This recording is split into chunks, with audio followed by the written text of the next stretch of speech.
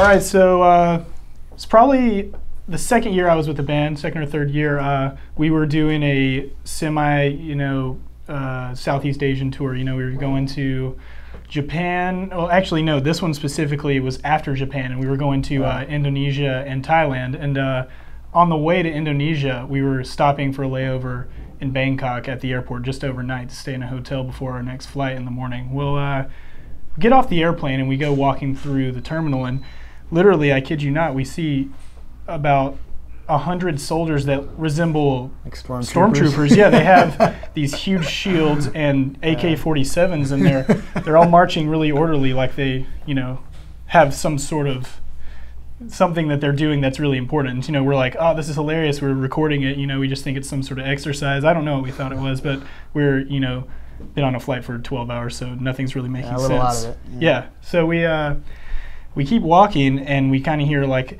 the kind of that activist on a megaphone kind of sound, like a guy yelling and people's cheering after every few sentences in another language. And we're like, oh man, there's some kind of speech going on. They got some extra security in here. It's no big deal. Well, we get to the baggage claims, and there's no baggage. There's no one in the airport. And we start asking around, and there's a language barrier, so we wait on the promoter or someone that's our like liaison for this leg of the tour. And he tells us that there's this political group that is shutting down the airport. At the time, we can't get our luggage. We'll probably get it in the morning. So we don't care at this point. We have what little carry-on luggage we had with us. A few of us had toiletries, so we head to the hotel across the street to just sleep for 6 hours? Yeah, roughly about 6 hours. Yeah. Okay. So we wake up the next morning, and I guess all over the TV, and everybody in the hotel is kind of freaking out because there had been some sort of a grenade or explosive thrown out in front of the airport, and they for sure had shut it down. And we find this out at the last minute, hours before our flight. So what we're thinking is, let's find the next closest airport, and I think there was one 45 minutes away. So we're like, let's get out of here. Let's get to the other airport. Get there, standstill traffic, and that airport's also shut down by the same political group. And I wish I knew what group it was again to make this story. Like yellow. They wore yellow shirts. Yellow shirts and red shirts. It was like one was for like supporters of like some sort of king. Yeah, the old king. Yeah, and then one was like more supporters of like the dominant political group, I guess, in the country. Yeah, we should know about this. We were there for a while, but so next thing we do is... But we forgot that all of our bags were still stuck in customs. Right. Oh yeah, I did leave out the part where all of our bags were still in customs purgatory at the Bangkok airport. And they wouldn't let us get them out. Right. So we keep brainstorming. We think, okay, we're going to take an overnight train to...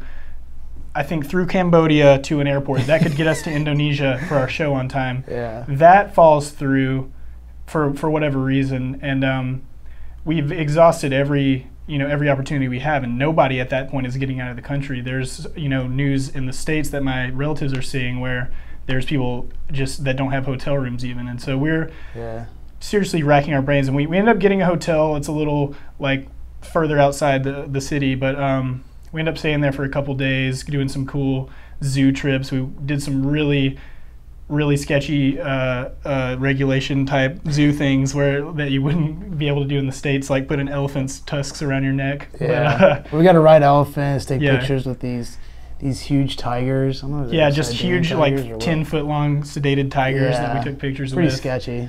And so we stayed there for a few days, and we finally find out there's one military airport that's offering civilian flights, but they're really limited. I want to say there was 20,000 people that are kind of stranded in the middle on the way in and out of Thailand that are trying to... No, there were like 100,000. Really? Yeah, there was like 100,000 people in transit that got stuck. Wow. Well, okay, there's a bunch of people stuck, and so we get to this military airport that's probably designed for probably 2,000 people maximum. Yeah, max. And there's about 7,000 people there. No water or food, or very little food, and it's really expensive. And these people, there's not really a clear form of line system going on. So people are kind of lining up where they think they should line up, but then this other line will open where they're supposed to be, and people will make a mad rush, and people are starting to get tense, and it's getting elevated. Everybody's kind of just needs to simmer down a little bit because people are getting angry at people breaking in line. Like I remember there was this full family that was trying to just break in a line, and me and Tim literally stood there and we're like, "You're not getting in this line, buddy." So I'm sorry. Like we've been waiting for 8 hours and sweating. Yeah. It was burning up in there. People were getting pretty hysterical. Like I remember like these like Russian dudes started yelling That's Shannon. That's the dude. Yeah. they were trying to get through the line. Yeah. It was getting bad. It was like people were starting to go crazy. I mean, it was like you were like at a metal show. You were like shoulder to shoulder with people. No one knew where the lines were, and they were slowly checking people in. I think it took us, what did you say, like 8-9 hours? Yeah, to 8 or check 9 in? hours. We're just sweating. We're all sitting on the floor, then moving a couple feet and standing and fighting for our spot in the line. And anyway, to end the story, we make it eventually out of the military airport, and we get to Jakarta, and we play our show. And I think it was like 3 or 4 days late by the time we got there. But we ended up borrowing a lot of local band equipment. Like I had like a Squier P bass, and I don't even know what Jordan had. Guitar players were playing some, just really crappy gear, not what we're used to. Not that that's bad. It wasn't crappy gear, it was just different gear. Yeah, it's you're just playing something you're not used to at all. So we end up playing the show, and I want to say like, how many people showed up at that show? Like it's probably like 2,500 people. Yeah, 2,500 people showed up to this show, and we didn't have any of our gear, but we made the show happen, and people seemed really, really excited, and we were even 3 or 4 days late, and it was on really short notice, so we definitely want to get back there because we get bombarded the most by Indonesia to come back, so I want to do that. Yeah, well, initially we rescheduled the show for the next day because we thought we were going to fly out the next day, and so the promoter announced it, and then we canceled again. Yeah. So when we actually got to Indonesia, they have like press there to announce that we actually showed up. They had people take pictures in front of the customs sign.